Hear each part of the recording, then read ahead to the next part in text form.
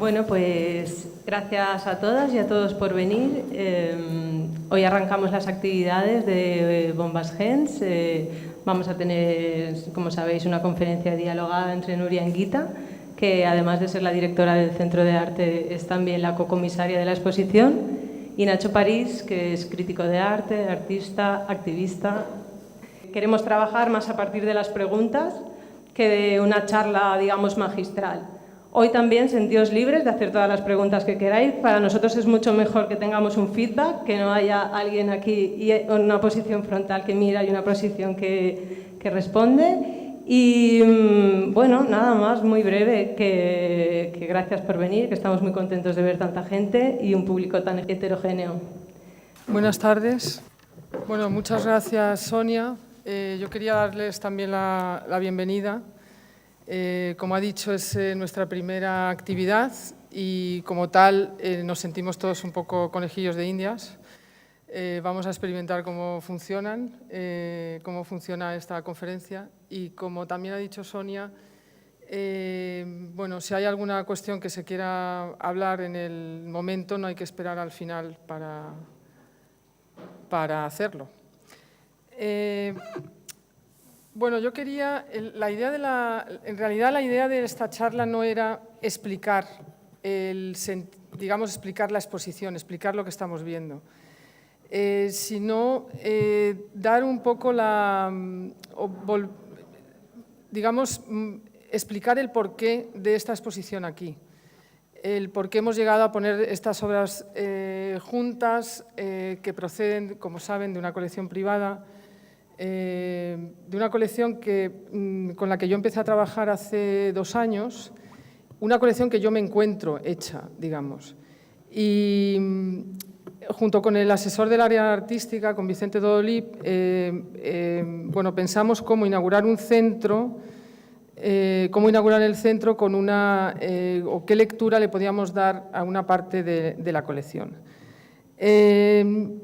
Yo llevo trabajando mucho tiempo, desde hace casi 20 años, en, digamos, mostrar cómo la historia del arte occidental, ha sido una historia lineal y ha sido una historia que ha dejado de lado muchas otras manifestaciones artísticas porque no las ha considerado arte o alta cultura o arte con mayúsculas. Y, digamos, el arte de los pueblos primitivos, el arte oriental, el arte de las mujeres, el arte lo que en algunos círculos se dice el arte útil. Como ustedes saben, hay toda una historia del arte que dice que el arte ha de ser autónomo, que el arte está separado de la vida, que el arte no tiene que ver con lo cotidiano, no tiene que ver con la contingencia.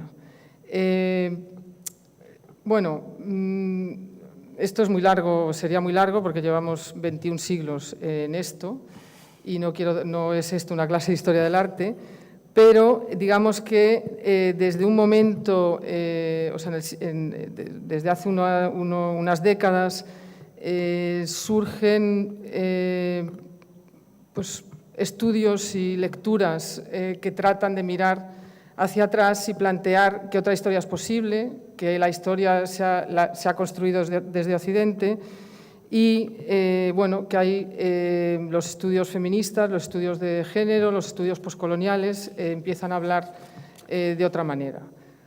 Digamos que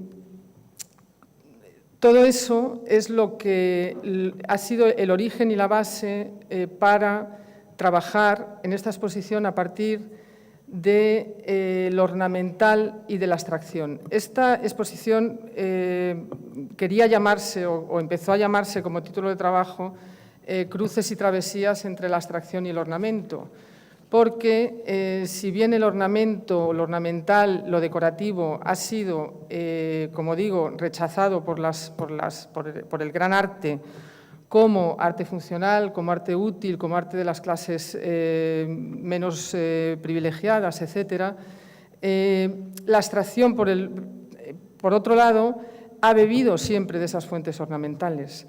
El ornamento, a lo largo de la historia, ha estado en paralelo al arte, las artesanías, esa diferencia entre artesanías y arte. Las artesanías es lo que procede de una técnica, entonces, digamos que es la técnica lo que domina sobre la idea, pero es evidente que las artesanías no es solo producto de la técnica, ni el arte, la pintura y la escultura es solo también producto de la idea.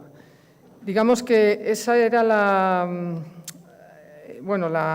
dualidad, la dicotomía que queríamos plantear, cómo a partir de, sobre todo de los años 80 del siglo pasado, a finales de los 70, principios de los 80, digamos, después de un periodo donde la pintura, el canon de la pintura abstracta busca el silencio, busca o plantea esa separación de la vida, esa separación del hecho cotidiano, surge otra pintura, otra escultura, como esta escultura que tenemos aquí, que se llama Burladero, que tiene que ver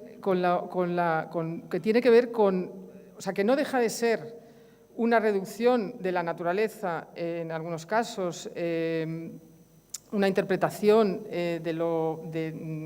esencial o incluso espiritual de la vida, pero que tiene que ver necesariamente con la vida. Y también una serie de procesos y de estructuras que también tienen que ver, o sea, las tramas, las mallas, la línea, o sea, desde las artes primitivas, cuando el arte prehistórico son líneas, no son representaciones de la naturaleza. O sea, ya hay un proceso de abstracción y un proceso de ornamentación que van unidos. Entonces, bueno, ¿en qué momento eso se separa? Como digo, es toda la historia no solo del arte, sino también de la cultura. Y, bueno, yo también he estado trabajando desde hace 2 años con Teresa Lanceta, que es esta artista que tenemos aquí, que es una artista que comienza a trabajar a partir de las estructuras de repetición de las artes del siglo XX, pero también a partir de los tejidos de una comunidad de mujeres en el Alto Atlas, de mujeres bereberes, mujeres nómadas que trabajan y con las que ella aprende el oficio de tejer. Es una artista que introduce el tejido en el arte. Cuando el tejido se ha considerado, no se consideraba gran arte, no entraba en los grandes museos porque también era cosa de mujeres. Y finalmente el tejido aparece como algo que tiene una función, pero que a la vez tiene también una belleza. Y no se le puede negar a esas mujeres nómadas, a esas mujeres anónimas, a ese arte colectivo que trabaja desde una serie de patrones comunes, pero que hace avanzar el arte también. Digamos que el trabajar con ella me hizo pensar, bueno, he estado pensando durante mucho tiempo en esa relación entre las artes decorativas, las artes abstractas, entre lo ornamental, que también, digamos, desde la antropología se está recuperando como una tercera vía entre lo figurativo y lo abstracto.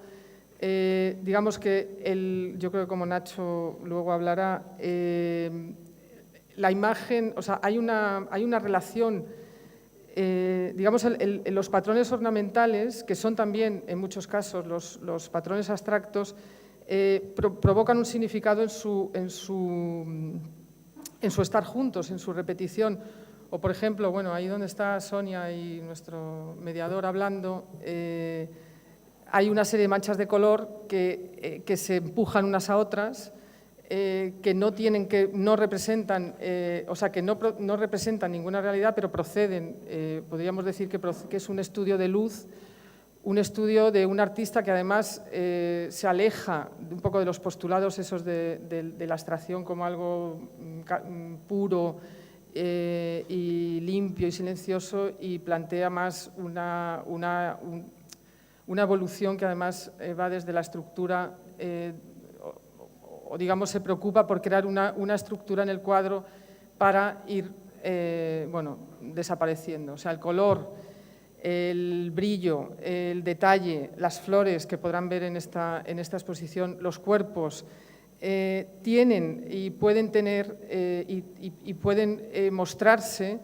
como belleza, pero también como algo que remite a su propia forma, y que tiene que ver siempre, como digo, tiene que ver con lo real. Bueno, yo no quería extenderme mucho más, luego podemos hablar, pero digamos que lo que me interesa que quede claro es cómo la artesanía, lo ornamental, ha sido rechazado por considerarse arte útil, pero digamos que la utilidad del arte, la utilidad del gran arte también, habría que ver cuál puede ser. O sea, no es que el arte, no es que la pintura no sea útil, no es que el ornamento no tenga belleza. Bueno, de lo que queríamos que tratara esta exposición. Y, como digo, no vamos a hablar de la exposición directamente, sino realmente nos vamos a ir hacia lejos, hacia casi principios del siglo anterior. Pero yo creo que ese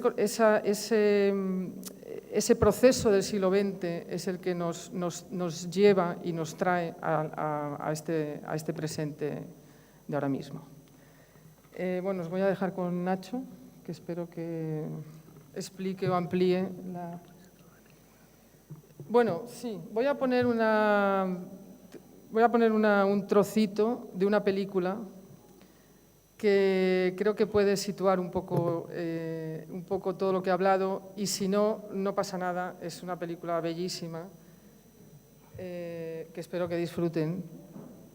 Bueno, son 4 minutos de una película. De una película que en su momento estuvo prohibida, ¿eh? Sí, no sabía. Es una película de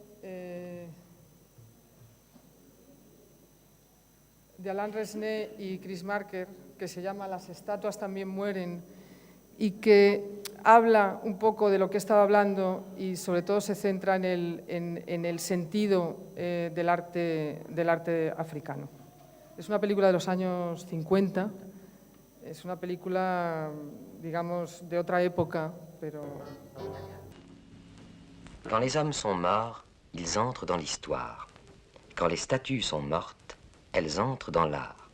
Cette botanique de la mort, c'est ce que nous appelons la culture.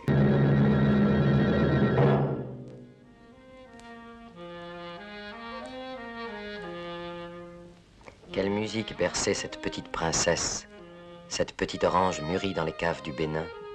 Quel culte présidait cette petite république de la nuit? Nous n'en savons rien. Ces grands empires sont les royaumes les plus morts de l'histoire. Contemporains de Saint-Louis, de Jeanne d'Arc, ils nous sont plus inconnus que Sumer et Babylone. Au siècle dernier, les flammes des conquérants ont fait de tout ce passé une énigme absolue. Noir sur noir, combat de nègres dans la nuit des temps, le naufrage nous a laissé seulement ces belles épaves striées que nous interrogeons. Mais si leur histoire est une énigme, leurs formes ne nous sont pas étrangères. Après les frises, les monstres, les atrides casqués du Bénin, tous les vêtements de la Grèce sur un peuple d'insectes, voici ces Apollons d'Aïphée qui nous tiennent eux aussi un langage familier. Et c'est à juste titre que le noir y puise l'orgueil d'une civilisation aussi vieille que la nôtre. Nos ancêtres peuvent se regarder en face sans baisser leurs yeux vides.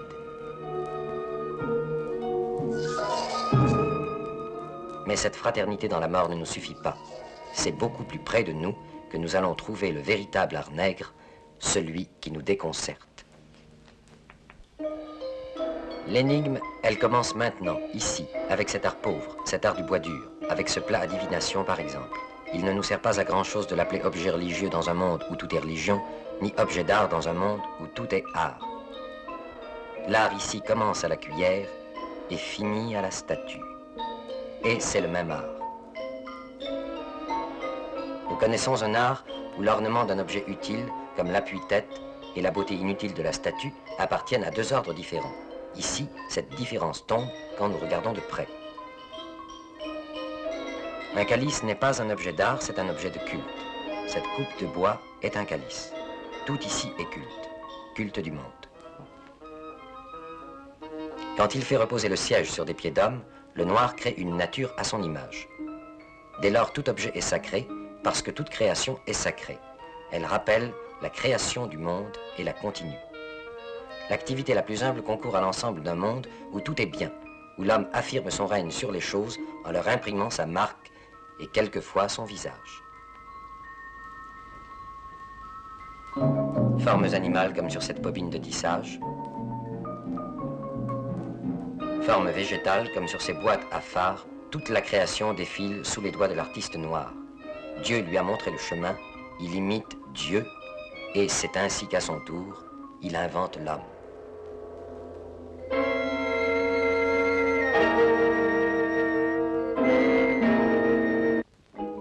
Gardien de tombeaux, sentinelle des morts, chien de garde de l'invisible, ces statues d'ancêtres ne forment pas un cimetière.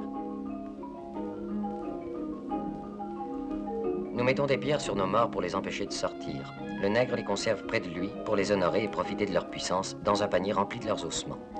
C'est des morts que procède toute sagesse et toute sécurité. Ils sont les racines du vivant. Et leur visage éternel prend parfois forme de racine.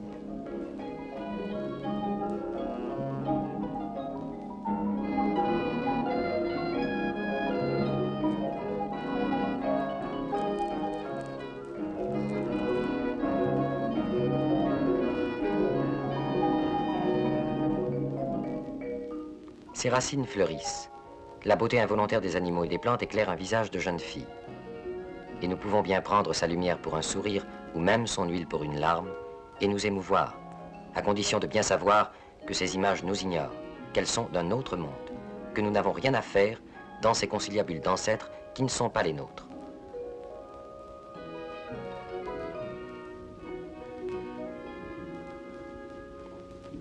Nous voulons y voir de la souffrance, de la sérénité, de l'humour, quand nous n'en savons rien. Colonisateurs du monde, nous voulons que tout nous parle, les bêtes, les morts, les statues, et ces statues-là sont muettes.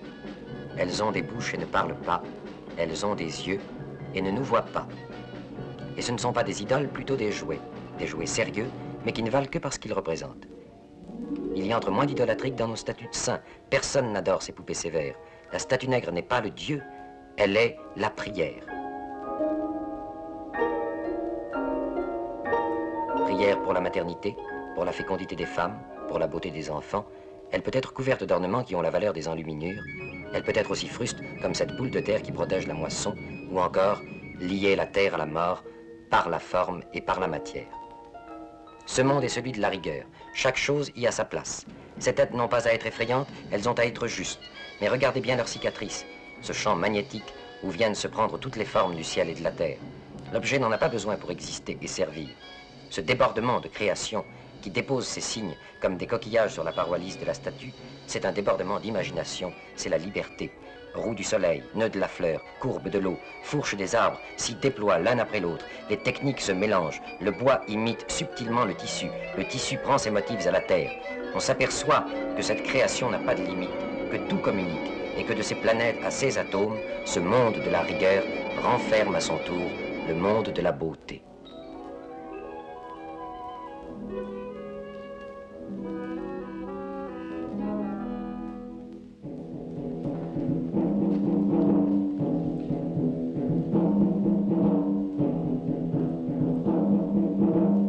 En realidad lo que me interesaba de esta película, que se puede ver en YouTube y que recomiendo, y además ahora hace unos años no estaba subtitulada, pero está perfectamente subtitulada en castellano.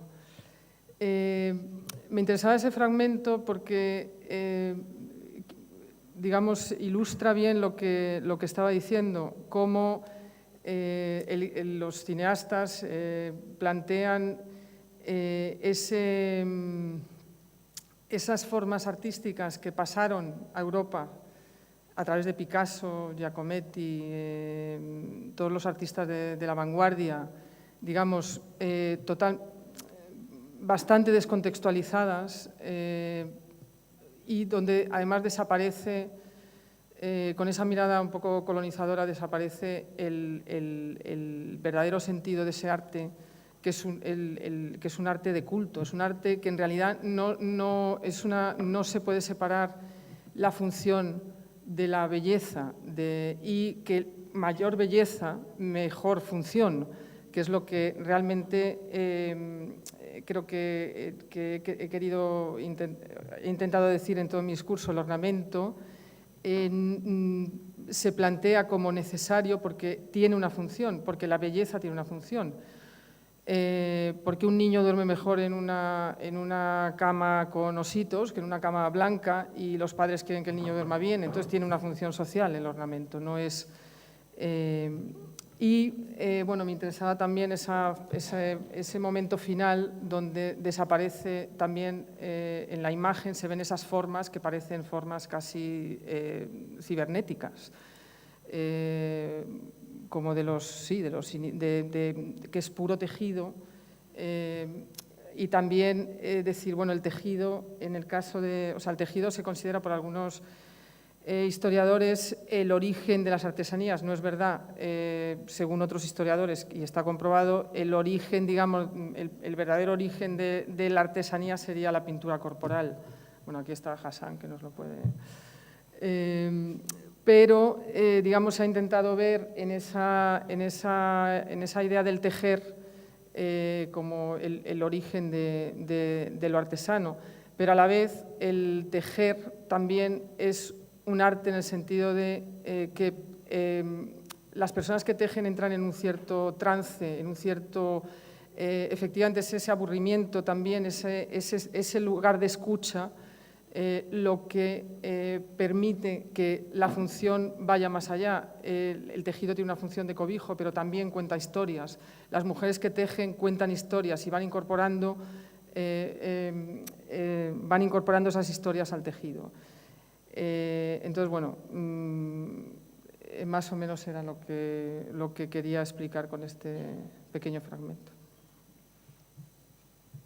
Bueno, pues gracias, Nuria, y gracias a todo el equipo que estáis aquí trabajando de Bombas Gens y a la Fundación Per Amor al Art por invitarme y por llevar adelante un espacio que tanto promete para una ciudad tan necesitada.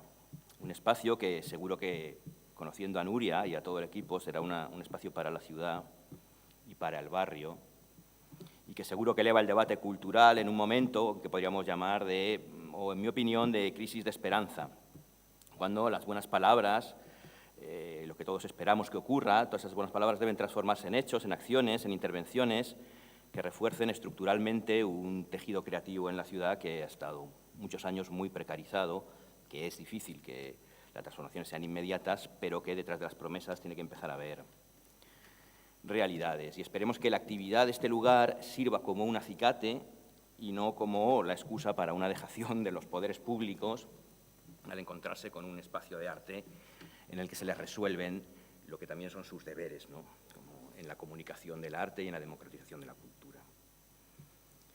Dicho esto, y sobre la actividad de hoy, Rafael Sánchez Ferlosio, que es para mí una de las personas más inteligentes de este país, en Campo de Retamas, advierte sobre lo indiscutible y sobre la profundidad.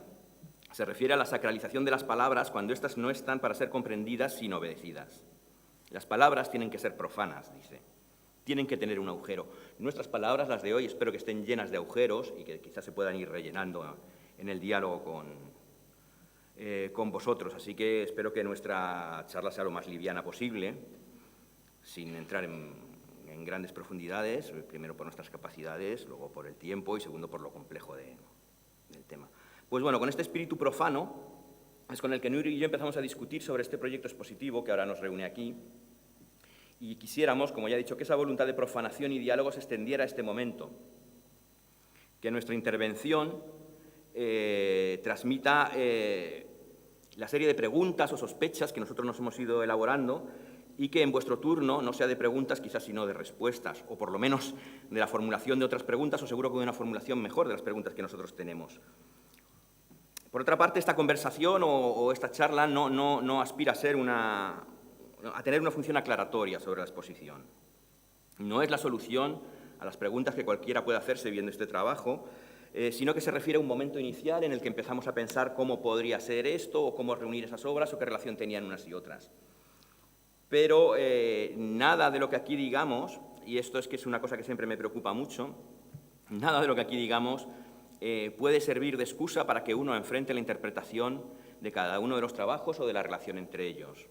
Es decir, nosotros tenemos nuestra idea, nuestra experiencia, y con ella nos enfrentamos a cada obra como cada uno.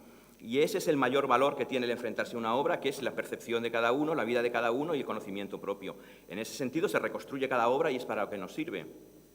Por tanto, seamos prudentes sobre las explicaciones, sobre las intenciones de los autores, y seamos siempre capaces de hacer nuestra propia lectura o de traernos a nuestro propio mundo cada cosa que vemos para aplaudirla, para contestarla, para discutirla, para lo que sea. La sospecha que resume nuestras conversaciones sobre ornamento, arte y abstracción es que hay una relación que es tan antigua como la historia misma del arte y la cultura. Abstracción y ornamento han existido siempre. Desde la prehistoria el hombre ha decorado sus cuevas, y cualquier ejercicio que nos planteemos de representación es un ejercicio ya de abstracción. Solo el sintetizar algo que está en 3 dimensiones en 2 es un ejercicio de abstracción. Supone un pensar esquemático. El trazado de una línea también es un ejercicio de abstracción, aunque sea una línea que quiera representar algo o que sea naturalista. De manera que lo que encontrábamos es que históricamente se han opuesto 2 conceptos, el de ornamento y abstracción, que de alguna manera encontrábamos débiles, o que sus fronteras no eran tan rígidas como para que su oposición fuera tan firme. Entonces nos empezábamos a preguntar por qué esa oposición firme, cuando parece que esas 2 definiciones, de ornamento y abstracción, no son tan rígidas. Lo cierto es que este debate, que viene desde el siglo I, es decir, desde Vitruvio, y escribe: tengo la sensación de que son un poco los tratadistas y los teóricos los que más se enfadan con todo aquello que es ornamental o decorativo, y que lo entienden peor o que escapa a sus análisis porque responde a otras cosas. Que, sin embargo, los artistas se encuentran más bien liberados en esos márgenes de la creación que les han ido permitiendo históricamente hacer otras cosas, ¿no? Bueno, en cualquier caso, este debate sobre ornamento y delito, sobre ornamento y abstracción, o sobre ornamento y arte, tiene un punto de inflexión en la modernidad, en el pensamiento moderno, a partir de la conferencia de Adolf Loos, o el escrito de Adolf Loos de 1908, que se cita en esta exposición, y que se llama Ornamento y delito. A partir de este momento, digamos, que decir, no es que exista alguien que escribe algo al margen del pensamiento de su época. Normalmente cada escrito es producto de un saber posible en una época. Ya hablaremos más tarde cómo el pensamiento de Adolf Loos está profundamente influido por unas lecturas o determinadas por un pensamiento dominante en la época, que luego veremos que es peligrosísimo porque anticipa otra serie de cosas y que traslada a la cultura teorías darwinistas, ¿no? Elabora un darwinismo social en el que el ornamento sería, digamos, la prueba del atraso de una cultura. Es decir, para él son los indios papúas los que se tatúan, y este ornamento es prueba de un atraso, o son las mujeres que se decoran en exceso y que también, digamos, que culturalmente son inferiores a los hombres. Esta es un poco groseramente las tesis de Adolf Loos, ¿no? Esta perspectiva moderna que propone el ornamento como subsidiario del arte y a la abstracción como culmen. Esta teoría de alguna manera se está desmontando, y aquí lo podemos ir viendo en esta exposición, pero todavía las explicaciones más frecuentes sobre el arte abstracto, cuando hablamos de él, lo plantean como si hubiera una evolución del arte que va superando formas progresivamente y camina hacia una pureza y una sencillez, y cuyo final tiene que ser el arte abstracto. Y de alguna manera sería este el pensamiento moderno. En el principio, como una expresión cultural más primitiva estaría el ornamento, y en el desarrollo final del arte estaría un arte abstracto, puro y tal. Esto es lo que un poco viene a defender el pensamiento moderno, y de ahí que nosotros tratáramos de discutir esta relación de arte, abstracción y ornamento como categorías, por cuanto nos preocupaba el problema de la jerarquía, de la relación entre ellas, ¿no? Y el problema también, no solo de la jerarquía, sino de sus funciones, porque la discusión entre la función del ornamento y la función del arte atañe al sentido del arte al final, absolutamente. Es decir, ¿qué son las artes decorativas? ¿Hasta dónde llegan? O si existe un arte autónomo, independiente de cualquier otra función, heterónomo del mundo, que no se habla más que a sí mismo, que es la soluciones formales a problemas formales, y este es el sueño como de autonomía del arte. Parece que de alguna manera entendíamos que vendría, es decir, este sueño de la función autónoma del arte, también podemos explicar quizá mejor esto más adelante, porque también es una hipótesis, en su función estética vendría a expulsar tanto a la función política como a la ornamental. Nada le sirve que no sea ello mismo. Ahora, cuando discutimos sobre arte político, parece también que el ornamento podría ocupar un lugar parecido en ese orden de la discusión, ¿no? En cualquier caso, lo que sentíamos es que es difícil definir qué es ornamento, qué es ornamental y hasta dónde llega, qué es abstracción y hasta dónde llega. Y esta dificultad terminológica nos invitaba a pensar que los límites de ambos son tan difusos que su oposición es arbitraria. Y es cierto que se elabora una crítica hacia esa relación de subordinación entre el arte y el ornamento, pero lo cierto es que esa crítica se funda en una sola cosa, para mí, o mayoritariamente en una idea. Esta idea es que la abstracción en este sueño suyo de la autonomía huye de lo decorativo. Para ser autónomo no puede ser decorativo, y este miedo a lo decorativo es lo que le hace rechazar el ornamento. Para mí es más complejo. El problema es que el ornamento supone un espacio de experimentación y libertad, en muchos momentos, que ha cumplido la función con la que sueña el arte abstracto. Y en ese sentido es un rival. Tiene que de alguna manera que matar al padre. Eso trataremos de verlo en algunas imágenes o tal. De alguna manera, digamos, hay dos citas, dos lemas o un dictum de Horacio y una frase que podrían, yo creo, resumir lo que para nosotros vendría a ser el ornamento y en su diálogo, en su competencia con el arte, ¿no? Uno es Quid libit audendi potestas, que lo dice Horacio en su Arte Poética, y que se refiere, es simplemente el derecho del artista a atreverse a todo. Esta es una defensa que hoy entendemos como fácil, pero que en su momento era muy complicado, liberarse como de la representación naturalista o de la perspectiva cuando había sido un gran descubrimiento. Pues este derecho, por ejemplo, lo defiende Rafael o lo defiende Miguel Ángel, sobre todo Miguel Ángel en unos escritos, respecto a su posibilidad de hacer, veremos lo que llamaremos grutescos o que son decoración o ornamento, o sea, una parte de la decoración, ¿no?, del ornamento. En la otra cita, después del Quid libit audendi potestas de Horacio, sería una frase de Warburg, y el buen Dios habita en el detalle. Esto para nosotros es muy importante, cómo la cosa pequeña o insignificante o que parece tal tiene una potencia significativa enorme. Aquí es donde encontramos también una defensa del ornamento frente a la grandeza significativa o simbólica que buscaba el arte abstracto en un momento, ¿no? Bueno, entonces, arte y ornamento tienen una antigua querella que se expresa en las miniaturas medievales, en las grillas góticas, en las drolleries, en los grutescos, en los arabescos, después en las chinerías, y que enfada a los tratadistas como Vitruvio y Alberti, pero que a mí me parece que es una constante de desobediencia, ¿no?, de despliegue de lo imaginario,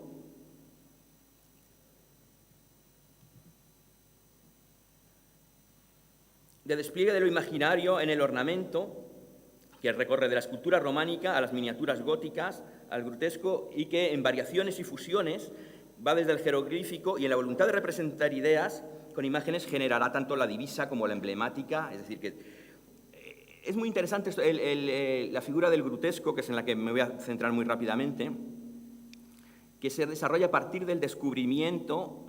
El grutesco viene de gruta, En el Monte Esquilino, en Roma, se descubren, en finales del XV, principios del XVI, las estancias subterráneas de la Domus Aurea de Nerón,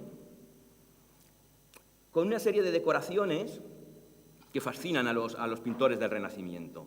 Y ellos se cuelan y firman allí y empiezan a copiarlas y a dibujarlas. El grutesco, entonces, tiene una... Andrés Chantel tiene un libro sobre el grutesco en el que lo define como antítesis de la representación. Yo diría más bien del naturalismo o del realismo. Pero sí que es, desde luego, una liberación de la forma con el triunfo de lo imaginario. Esto es una recreación de algunos de los grutescos que habían que se supone que habían en el Palacio de Nerón, en la Domus Aurea, pero que está recreado y en imprenta y probablemente es una relectura posterior. Bueno, el grutesco es una antítesis de la representación, decía, una liberación de la forma, el triunfo de lo imaginario en la hibridación de especies, donde se fusionan, como veréis, lo humano, lo animal y lo vegetal, en la dignificación de lo pequeño y lo insignificante, algo que se desarrolla en los márgenes y que permite un vuelo del pensamiento liberado de la razón y de las ideas de verosimilitud y verdad. Estos no son grutescos, en realidad, esto es parte de las miniaturas góticas, pero que están, yo creo, en esa misma línea.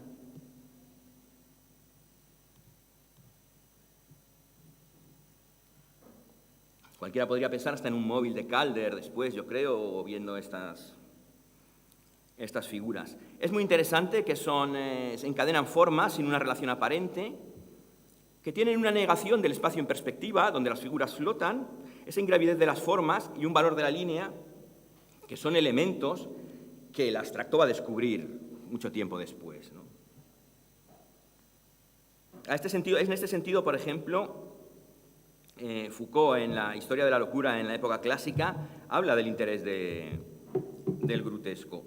Y cómo se dice, se insertan tantas significaciones diversas bajo la superficie de la imagen que ésta termina por no ofrecer al espectador más que un rostro enigmático. Esta descripción de lo imaginario es lo que molesta tanto a los tratadistas.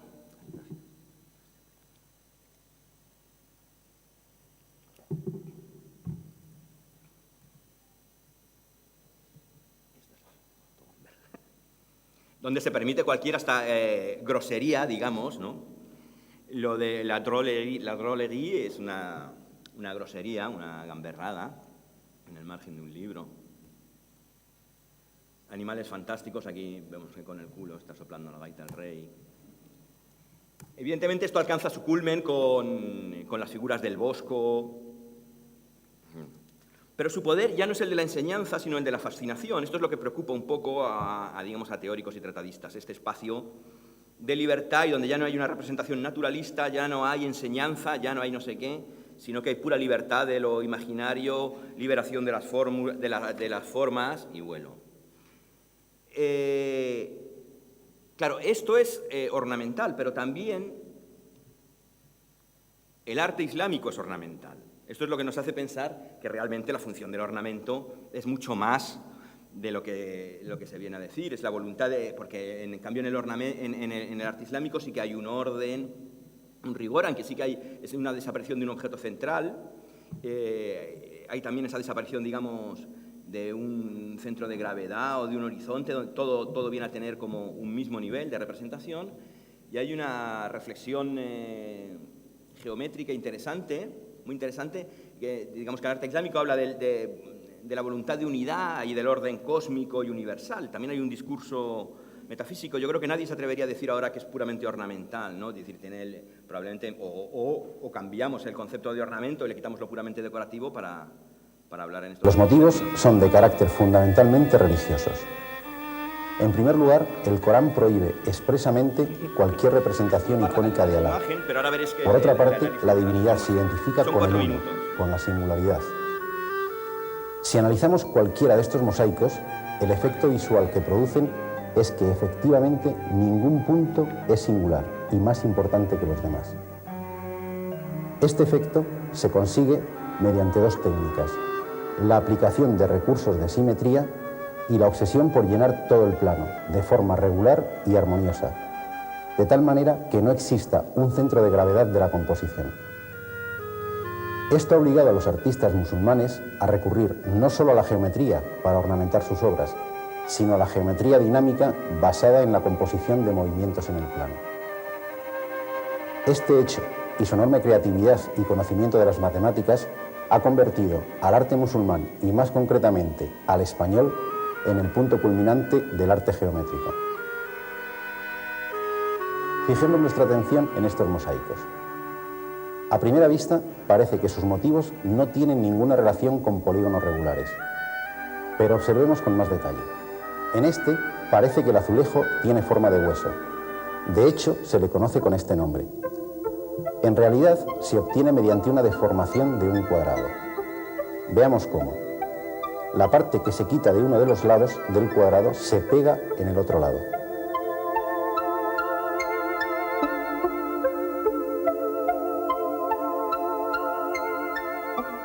Este otro, la pajarita nazarí, se obtiene mediante el mismo procedimiento deformando un triángulo equilátero.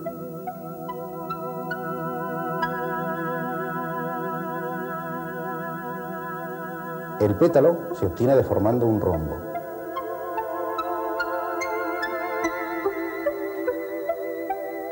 El pez volador deformando un cuadrado. En general, deformando de esta manera cualquiera de los polígonos que rellenan el plano, podemos obtener interesantes mosaicos de carácter artístico. Otra técnica bastante frecuente, aunque sin duda mucho más elaborada, es el solapamiento de cuadrados que da origen al mosaico denominado sello de Salomón.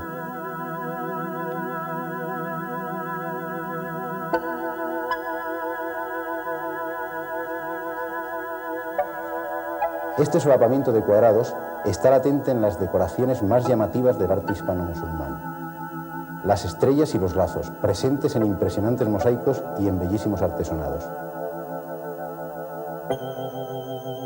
A primera vista, estas figuras tienen una estructura geométrica tremendamente compleja. De hecho, predomina la simetría de orden 4, 8 o 16.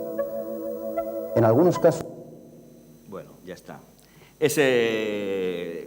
Como veis, es la geometría dinámica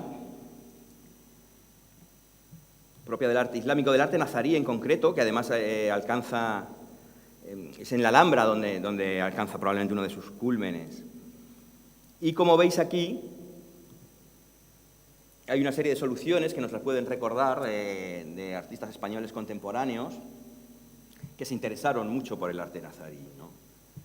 El equipo 57, Manuel Calvo o Palazuelo, que es un artista que incluso traduce a Henry Corbin, que es uno de los teóricos del arte islámico, tiene sus propios escritos o traducciones. Este es otro problema del que hablaremos después sobre la recuperación del ornamento como kitsch. Esta es la casa de Donald Trump. Bueno, pues volvemos entonces al señor del principio, Adolf Loos.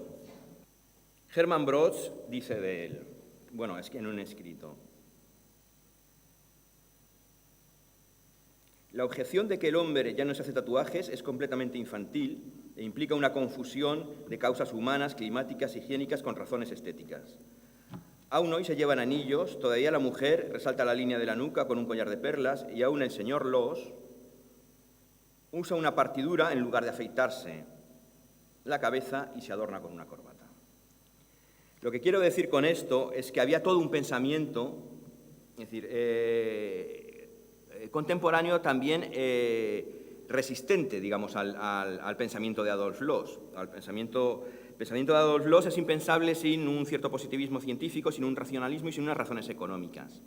Adolf Loos, en Ornamento y Delito, defiende cómo cualquier acción ornamental es más cara y más horas de trabajo y la venta es peor y que, por tanto, el obrero, si hace una cosa sin ornamentos, todos ganaremos más y será más rentable. O sea, positivismo, racionalismo son los que digamos, fundamentan el pensamiento de Adolf Loos. La tesis fundamental, que Loos desarrolla en otros escritos también, es que la evolución de la cultura es proporcional a la desaparición del ornamento. De modo que es propio de mujeres, ya he dicho, de diseñadores de corbatas, de sociedades primitivas poco evolucionadas culturalmente, de individuos de escasa formación o con limitaciones mentales, que de acuerdo a las teorías bioevolucionistas que él toma, estarían condenados a desaparecer. Conviene no olvidar que esta ideología social y política, esto es muy importante, creo, revestida de cientificismo y de razones biológicas, pero destinada a la protección de los privilegios de raza, clase y género, nacida en Inglaterra victoriana, se extenderá por la Europa continental y los países anglosajones, que fue en Estados Unidos financiada por fortunas como el Instituto Carnegie, la Fundación Rockefeller o Kellogg, y tuvo una amplia aceptación académica. Este evolucionismo, preñado de una idea teleológica de la humanidad de superación y pureza, aplicado por Nordau al arte y la cultura, no propone otra cosa que su desprecio. Lo que a un hombre de baja sociedad convierte en vagabundo y a una mujer en prostituta, a los miembros de las clases superiores los convierte en charlatanes artísticos o literatos. Y augura su fin. El arte y la poesía se convertirán en puros atavismos y no serán practicados más que por los sectores más emocionales de la población, esto es, las mujeres, los jóvenes e incluso los niños. El Nordau también propone una perspectiva similar al afirmar que muchos de los artistas de la época tienen los estigmas de la degeneración, como Oscar Wilde, Verlaine, Mallarmé, Rodin, el decadentismo, el simbolismo, el Art Nouveau. Estos son las semillas de las teorías nazis del arte degenerado, que esto es cómo se sembraron, ¿no? Este es el espíritu que recoge Loos. Pero como digo, había otros, hay todo un pensamiento contrario, es decir, Hermann Broch, Alois Riegel, la Secession mantienen posturas contrarias o diferentes a las de Loos. Georg Simmel o Ernst Bloch, entre otros, desarrollan teorías sobre el ornamento que nada tienen que ver con el pensamiento loosiano. Para Bloch, la reflexión sobre el ornamento está relacionada con una búsqueda de las raíces antropológicas del hecho estético. La defensa del ornamento deviene en una urgencia filosófica ante el dominio de una filosofía antinaturalista en el desarrollo de la civilización técnica. Bloch, que expresa abiertamente sus preferencias por la ornamentación cristiana medieval o gótica, por su capacidad de trascendencia frente a la griega o la egipcia, critica la uniformidad de la forma funcional como un estilo artificioso que desde su frialdad técnica destruye el aura del objeto y su carga expresiva y espiritual, siendo responsable del asesinato de la fantasía. Bloch, que entiende el ornamento como cruce de expresión individual y colectiva, critica la superioridad occidental que siempre categoriza étnica y no estéticamente la escultura africana. Esto es lo que expresaba la película que hemos visto antes. Y considera las tallas, las máscaras rituales, el tótem y los ritos y simulacros de las poblaciones africanas primitivas el vértice de una producción ornamental de profunda importancia.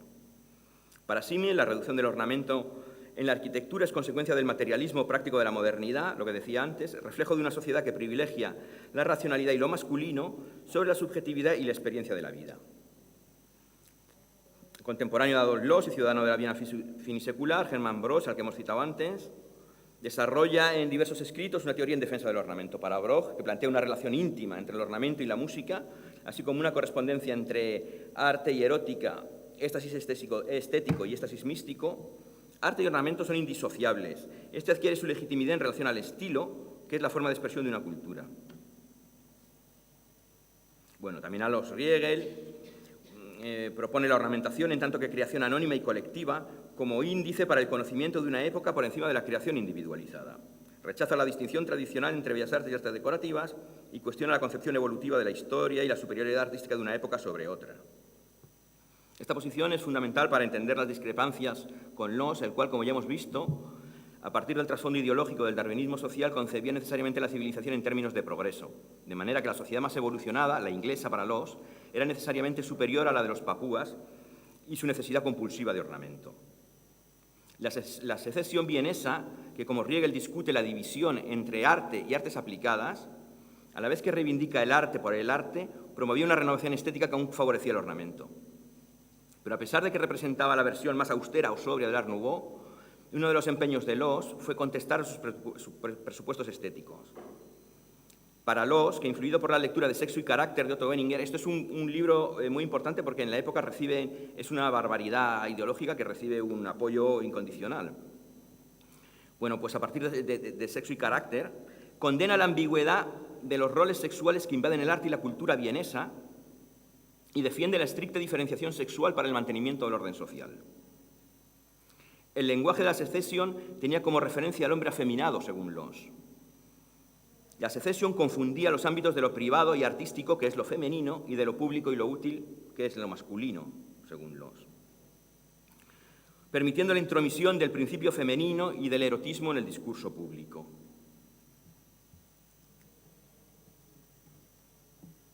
Bueno, pues sí, voy terminando. Este es el ámbito ideológico en el que se desarrolla esta crítica moderna al ornamento.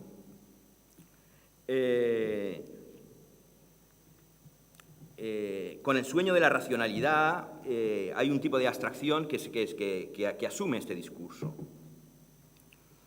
De Kandinsky o Malevich tienen una parte, ¿no?, de este discurso, ¿no? Probablemente en la misma línea que Adolf Loos, pero muy parecido. Sin embargo, existía una sensibilidad premoderna que atraviesa el arte y la arquitectura europeos. Ya hemos hablado de París, Barcelona, Viena, Glasgow, Ámsterdam, Bruselas, la escena de un proyecto de profunda renovación y síntesis del arte, de arquitectura y diseño que permite a las artes aplicadas acercarse al estatuto de las artes liberales, desde una reconsideración positiva y social del ornamento. Es el momento del Art Nouveau y de sus derivaciones.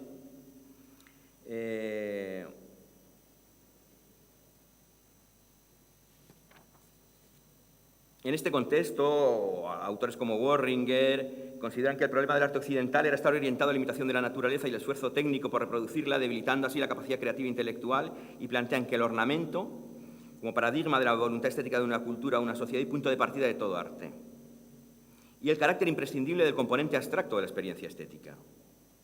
Encontramos en Worringer, digamos, un punto de confluencia, ¿no?, entre ornamento y abstracción, que Mondrian o Kandinsky no apoyarán tanto, ¿no?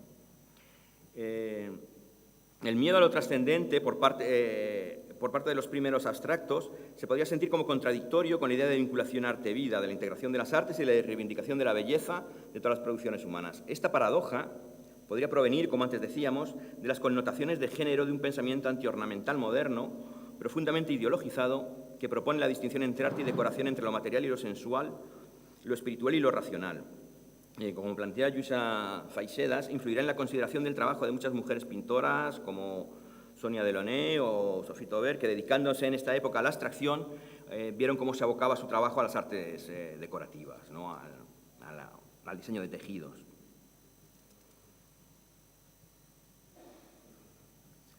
Sí. Bueno,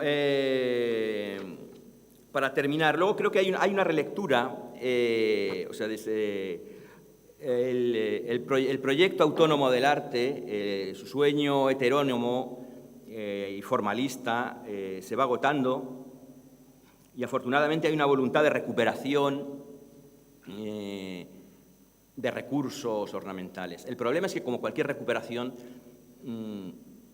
no por el hecho de ser recuperada está bien hecha o promete algo. A veces el mero asumir un gesto, asumir una manera de hacer, asumir una forma, sin que tenga un sentido, puede proponer una recuperación falsa o inadecuada o carente de sentido. Y por lo menos, por ejemplo, en arquitectura ha habido toda una tendencia de la recuperación del ornamental, una tendencia posmoderna, que además muy vinculada, yo creo, a la necesidad de espectáculo, de novedad y a la sociedad de mercado, al capitalismo, recupera el ornamento de una manera que lo conduce al kitsch, en mi opinión, a esa vinculación con lo puramente mercantil, ¿no?, con esa novedad. Sin embargo, sí que ha habido una abstracción, y yo creo que esa es la línea que se abre en esta exposición, unas nuevas formas de abstracción que tratan de retomar o que tienen, digamos, un discurso antiautónomo, no puramente formalista, sino que quieren hablar otra vez del mundo, de la vida. Hay un camino, es decir, la abstracción fue negando primero la figuración, la representación y luego la representación, ¿no?, incluso el texto, de alguna manera. Es decir, proponían que no se podía hablar de otra cosa, que eran las soluciones formales a problemas formales, y no había nada. Yo creo que hay una vuelta progresiva en el proceso de abstracción en el que se entiende que se pueden representar muchísimas cosas, se pueden representar dolores, miedos, inquietudes políticas, no solo objetos, que se pueden retomar elementos abstractos que están en la vida cotidiana y se pueden analizar, que se pueden usar formas seriadas, es decir, incluso hay como elementos tecnológicos que abren nuevas vías, y yo creo que en ese momento la abstracción vuelve a encontrar, o sea, se le abren puertas al mundo que de alguna manera se le habían cerrado. Y un poco se está en el camino en lo que plantea un poco esta exposición, es decir, que puede haber unas filtraciones entre el arte y el ornamento, que no ha sido esa separación la que el pensamiento moderno propone, y que aquí hay algunas muestras de esas formas o de esos recursos o de esas funciones.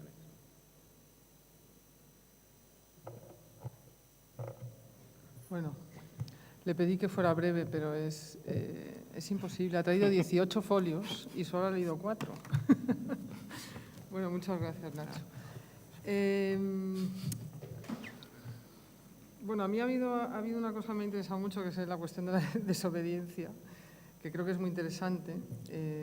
Efectivamente, el ornamento relacionado con lo popular tiene un cierto peligro para las clases dominantes, y creo que eso es muy interesante, esa cuestión de lo fantasioso. Y bueno, yo quiero abrir el debate para también saber qué es lo que puede interesar de lo que se ha dicho o de lo que se ha visto. Pero hay una cuestión que yo quería haber apuntado y que me interesa mucho, que él, bueno, ha hablado quizá con otra palabra, que es esa fascinación que provoca la cuestión ornamental y la cuestión que puede ser pues, también abstracta. Aquí hay, bueno, en la otra sala hay algunos cuadros que son muy hipnóticos, diría, que generan lo que también algunos motivos que hemos podido ver, sobre todo esos motivos geométricos, esos patrones que te atrapan, o sea, que te atrapan, que miras y miras y miras y al final estás dentro de ellos porque se mueven, no sabes cómo, que también en su función apotropaica, ¿no? Para espantar los malos espíritus, son, o sea, muchos de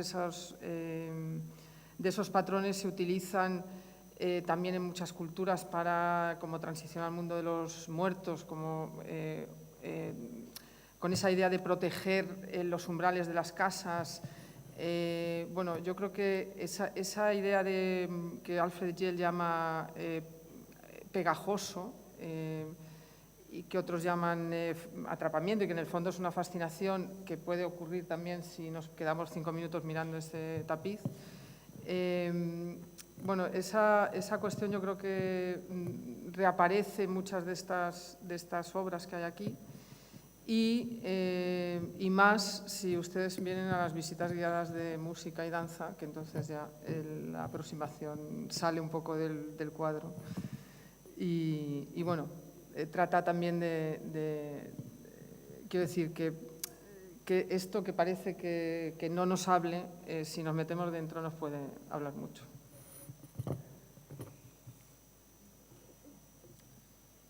Es a ver qué opináis vosotros respecto a una cuestión, es decir, si de alguna manera el arte contemporáneo recupera el ornamento y ese ornamento tradicionalmente, como habéis dicho, en esa distinción entre las artes liberales y las artes decorativas, es decir, y esa asociación que se hace con las formas geométricas a un arte primitivo, es decir, en qué medida esa recuperación del ornamento por los artistas contemporáneos responde, y esa es la pregunta que os lanzo, o a la necesidad de recuperar la geometría, por decirlo de alguna forma, el ornamento en su estado más esencial, como reconocimiento a algo que ha estado excluido de lo que sería el arte, ¿no? Para quedar relegado a lo que serían las artes decorativas en todo caso, o son reminiscencias neoprimitivistas, es decir, se recupera el ornamento como una forma de recuperar, digamos, y de reafirmar en definitiva lo primitivo como lugar de la creación pura, es decir, lo primitivo en tanto cuanto está relacionado con lo natural, en definitiva, pues con ese espíritu salvaje que a su vez se relaciona con la libertad y con la creatividad, por decirlo de alguna manera. Entonces, no lo sé vosotros, que habéis trabajado con estas obras de artistas contemporáneos, ¿cómo percibís eso? Es decir, si de alguna manera simplemente es una forma de afirmar algo que ha sido relegado por la historia del arte a un plano secundario, o si simplemente son reminiscencias que generan un nuevo discurso que podemos decir que es neoprimitivista. Y, por lo tanto, eso nos llevaría digamos, a debatir sobre y a problematizar esa cuestión. Bueno, yo creo que ocurren ambas cosas, la verdad. No soy una teórica del arte, pero me parece que hay por un lado, hay efectivamente un rechazo, no un rechazo, pero un cierto pensar que quizá la modernidad no fue tan maravillosa como nos la vendieron, o sea, que el progreso desmesurado nos ha llevado a un mundo que está en una crisis brutal, el propio mundo, la propia tierra. Entonces, yo creo que hay, o sea, que puede haber una recuperación oportunista, como hay en la moda, en el arte, en el cine, pues que tiene que ver con esa vuelta a lo natural, que es absolutamente, bueno, que es peligrosísima, porque vuelve a lo natural de otra manera, o sea, no realmente vuelve a lo natural desde un lugar que no respeta el lugar al que vuelve. Y o sea, yo creo que se combinan en nuestro mundo ambas cosas. Y sí hay, por parte yo creo que de muchos artistas y de muchas personas vinculadas a la creatividad, que sí tiene que ver con mirar hacia otros lados, con mirar hacia lados que han sido rechazados, que no han sido hegemónicos, que no han sido dominantes, y que además bueno, pues a veces hablan más de nosotros que esa modernidad que se impuso. O sea, en el caso de Adolf Loos, que hablaba Nacho, yo creo que es muy interesante, que también es una persona que se va a Estados Unidos, que trabaja de camarero, que tenía una vida terrorífica, y que vuelve a una ciudad, a Viena, a la Viena de fin de siglo, donde toda esa emancipación de las artesanías, que era el arte para los obreros, pues se ha convertido en una fiesta absolutamente burguesa y desideologizada. Y digamos que también este señor, que a pesar de todas esas, es verdad, de que se fue radicalizando en un pensamiento de selección de la raza, pero bueno, también hay o sea, yo creo que si entra en la teoría de la arquitectura, entra desde ahí, desde una ciudad donde solo hay fiestas, no es... Entonces yo creo que, bueno, sí, que actualmente yo creo que hay artistas que vuelven como una pose, y hay otros que no, hay otros que realmente reconocen que a lo mejor pues esa modernidad, como digo, finalmente todos los vestidos de negro, pues a lo mejor es mejor recuperar un poco de color y un poco de alegría. Sí, yo estoy de acuerdo con Nuria totalmente, que no podemos meter en el mismo saco todas las recuperaciones, ¿no? Lo que sí que es cierto es que los formalismos Greenbergianos llevaron a un cierre de sentido que provocó su institucionalización como lenguaje. Porque una cosa es hablar de las relaciones formales dentro de un cuadro y otra es negar su condición de signos. Y esto lo cerraba como lenguaje absolutamente. Yo creo que la llegada de los conceptualismos en los 60 o 70 obliga a los pintores que estaban en esa línea a pensar en su necesidad de hablar del mundo también, ¿no? en su implicación, en su condición, no solo de eso, sino de que trabajan con signos también, con elementos del mundo. Y ahí hay unos que los recuperan de una manera y otros de otra, pero hay una necesidad de abrir a ese lenguaje. Creo que hay muchísima recuperación, digamos, puramente estilística. Pero también creo que hay una serie de trabajos con una voluntad real de entender que su trabajo abstracto ocupa un lugar entre su pensamiento y el mundo y se refiere al mundo también. Y que en eso es en lo que recuperan, es decir, porque lo que sí que tiene el ornamento es que es identidad y símbolo en el mundo y en la vida de todos, es decir, ¿no? Que la camisa que nos ponemos o cualquier cosa, es decir, o cómo se decora una ciudad o lo que sea. Yo creo que sí que hay una, o sea, es decir, lo que había es una necesidad histórica, porque había lenguajes que se estaban imponiendo y los que estaban en esa línea tenían que... no es que vayamos a explicarlo en términos de reacción todo, ¿no? O de superación de formas. Pero sí que, es decir, la negación de todos tus elementos como signos, que es a lo que había llevado el lenguaje, les obligaba a recuperarlos con algún sentido. Es decir, un sentido que tenían en el arte islámico, como hemos visto, en no sé qué, es decir, y que lo pueden tener como cosa tecnológica o como otra cosa. Tengo que agradecer a Nacho París, bueno, he llegado hace media hora, la exposición panorámica y crítica que ha hecho del pensamiento de Deleuze en muchos aspectos cruciales. Desde luego, una de las cosas que más me ha interesado es precisamente la perspectiva antropológica que ha introducido, puesto que Deleuze, cuando adopta una perspectiva de evolucionismo unilineal, donde, por lo visto, se atribuye una trayectoria evolutiva a la creatividad humana desde una visión inicial, primitiva, naturalista o cuando menos realista en el peor de los casos, o en el mejor, hasta desembocar en la civilización más elevada y por consiguiente neovictoriana o tardovictoriana en la abstracción, esa perspectiva evolucionista unilineal es desmentida radicalmente por la paleontología, por la antropología y por la historia del arte paleolítico y neolítico, donde precisamente el comienzo sería más asimilable a una abstracción, cuando menos a un lenguaje cifrado, que a un lenguaje naturalista o realista. Es precisamente una evolución inversa la que se podría observar científicamente tomando como referencia el arte primitivo. Otra de las escalas interesantes para abordar esta cuestión que también ha aludido Nacho París es precisamente, bueno, considero que es, cuando ha hablado de Kandinsky, en efecto no se puede asimilar ornamento a geometría, ni ornamento a un suplemento estético en un sentido esencialista de la obra de arte, porque también tendríamos que pensar, y yo no soy un analítico, en los usos de las obras de arte.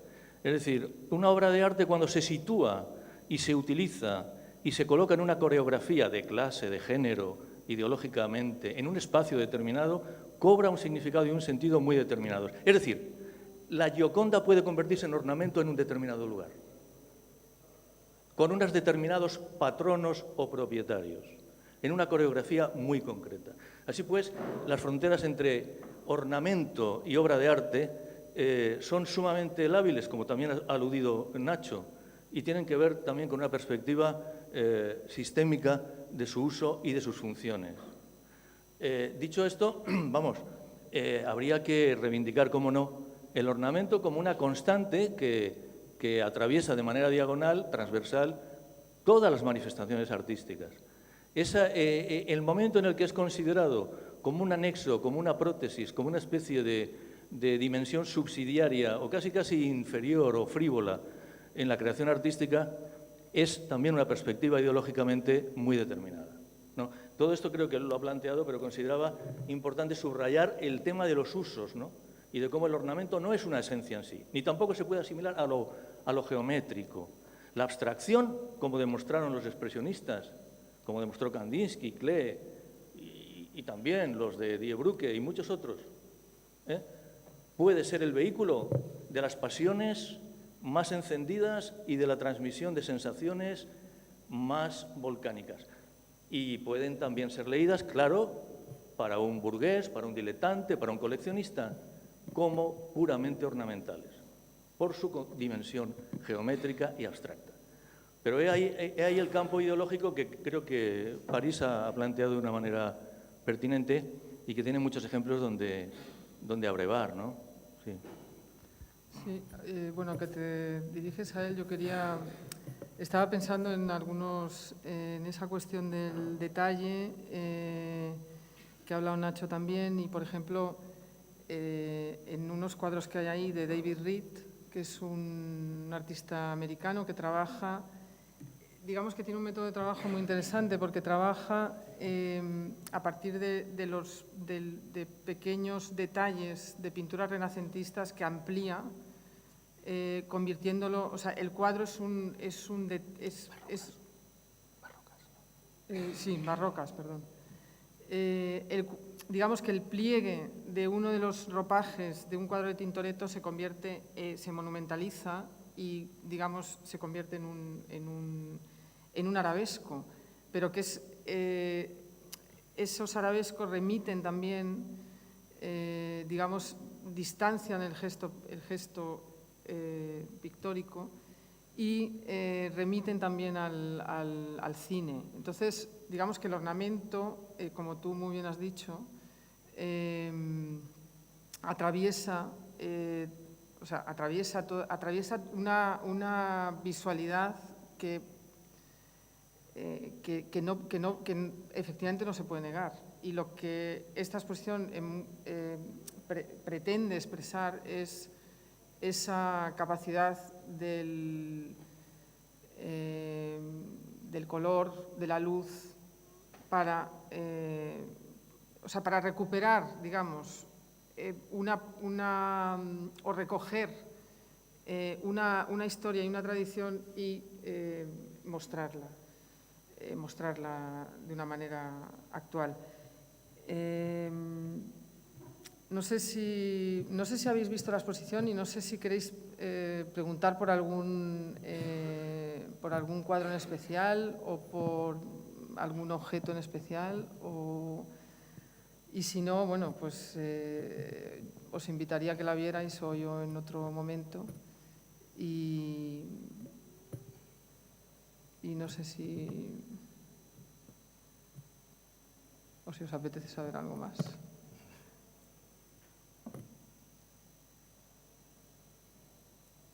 O cerramos ya, no sé qué queráis.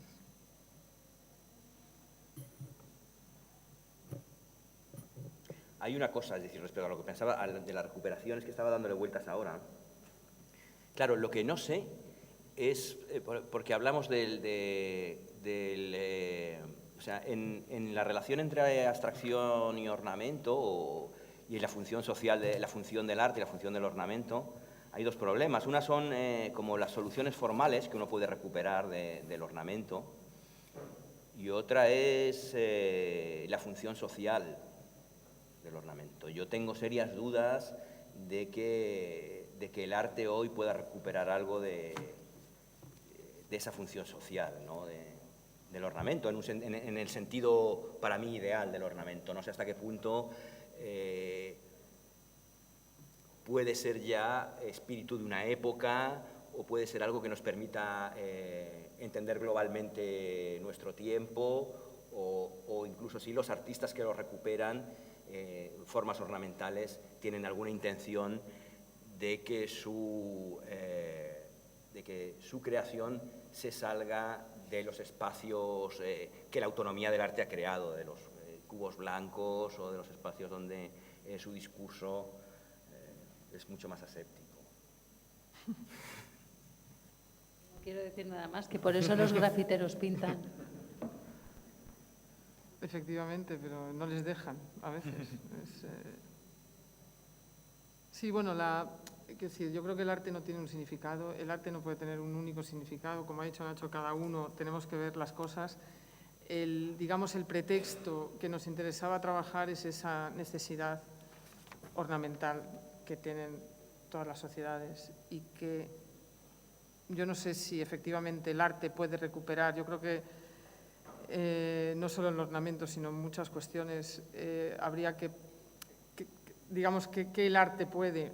O sea, sería la pregunta, ¿qué puede el arte en esta sociedad? Nosotros estamos aquí para ver si podemos, si puede algo. Pero yo creo que esa alegría, o sea, y esa belleza de la forma, que digamos ha estado muy sepultada también en el arte, pues bueno, es un momento que por lo menos estos artistas tratan de recuperar además desde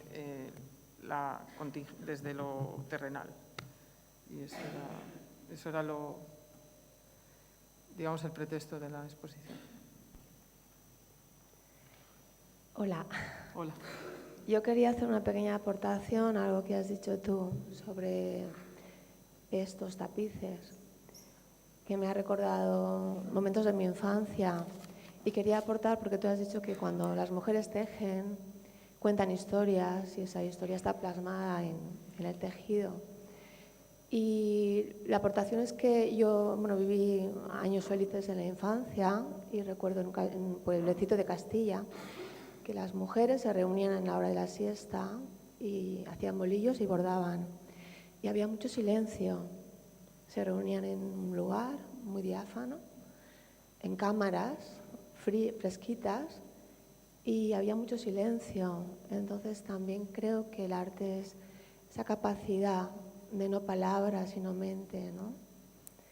Y creo que no se puede decir pienso que el arte es la capacidad del ser humano de apreciar la belleza en todo lo que hay y la capacidad del ser humano de crear más belleza con los elementos que hay alrededor y a través de esa fusión de los elementos transformar los espacios, ¿no?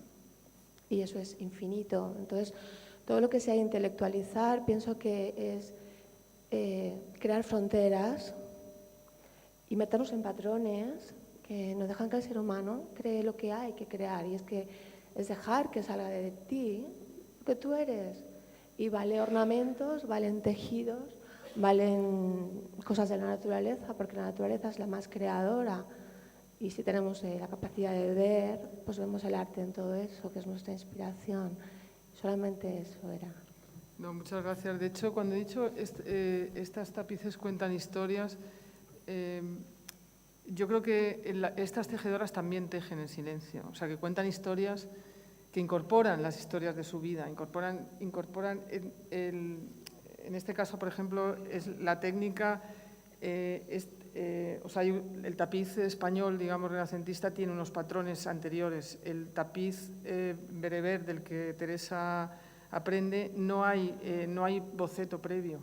O sea, hay que aceptar los errores. Si te equivocas, quiero decir, si va por un lado, va por un lado. Entonces, si un día estás, no sé, has tenido una riña o estás muy contenta, quiero decir que todo eso o sea, el tapiz teje a su vez, ¿no? O sea, se teje, pero también va tejiendo una sociedad. Y sí, o sea, yo creo que esa idea de trance, de entrar en ese silencio de creador, efectivamente, es lo que... o sea, esa creación que se ha negado a las mujeres bereberes que tejen son anónimas, no tienen... o sea, digamos, la cultura occidental, la autoría es muy importante, en otras culturas es la colectividad lo importante y no son los nudos, sino las relaciones, ¿no? Entonces, en ese trabajo de tejedoras, efectivamente es así.